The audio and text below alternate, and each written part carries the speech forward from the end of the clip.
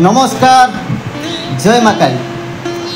दर्शक बंधु पल्लीठू सहर आ गंजाम रो सारा राज्य सबुठी केवल दंड नाचर माहल।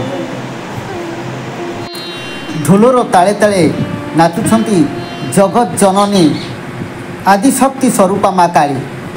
आ सांगरे अछंती अकर्म कर्मदायक देवदेव महादेव। केबे चिंता करछंती दर्शक बंधु एई ढोलर ताले ताले केवल जगत जननी माँ काली नुहंती परम स्वयं प्रकृति राणी मध्य नाचंती। किंतु प्रकृति राणी माने कौन माने लक्ष्य करिथिबे आउ जदि केबे लक्ष्य करि नथिबे बुढ़ा बुढ़ी किंबा वयस्क लोक मान को पचारिबे से माने कहती कुआडे ढोल काठी पड़िले वर्षा हुए किंतु वर्तमान सेमिति किछि देखिबा को मिलेनी। आउ एहार प्रकृत कारण हेई पारे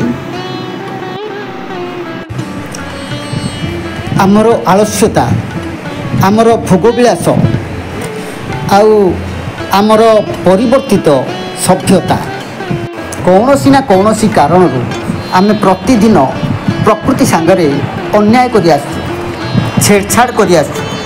आउ सेथिपाई प्रकृति राणी आउ आम भगवान आम उपरे रुष्ट हो जाइछंती। आउ सेमिति न होइतिरे बोधे आज भी ढोल काठी पड़िले वर्षा होइतंता। किंतु दर्शक बंधु प्रश्न पुणी से कहीं ढोल बाजिले माँ काली तो काली प्रकृति राणी मध्य नाची उठती।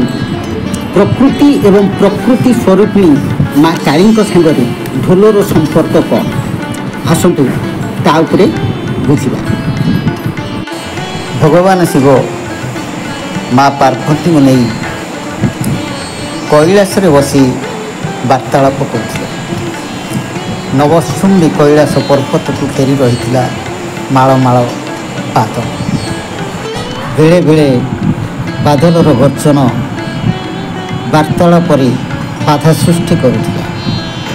क्रोधरे देवदेव महादेव बादल को आदेश देले कि तमे ए जगह छाड़ी चली जाओ।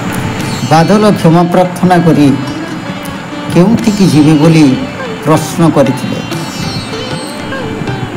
उत्तर रे माँ पार्वती कहले जे तमे मर्त्यलोक को चली जाओ।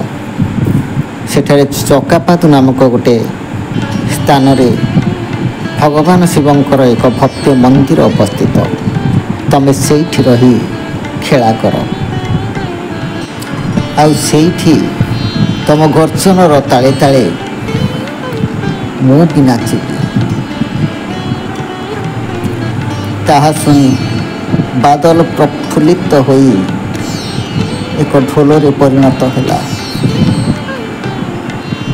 और बादल बिना बिजुली रो कौनसी अस्तित्व न थाए।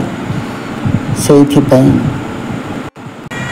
बिजुली मध्य महुरी रे परिणत होला। और सेई दिन ठारू ढोल महुरी मिसी माँ काली को नचौछंती।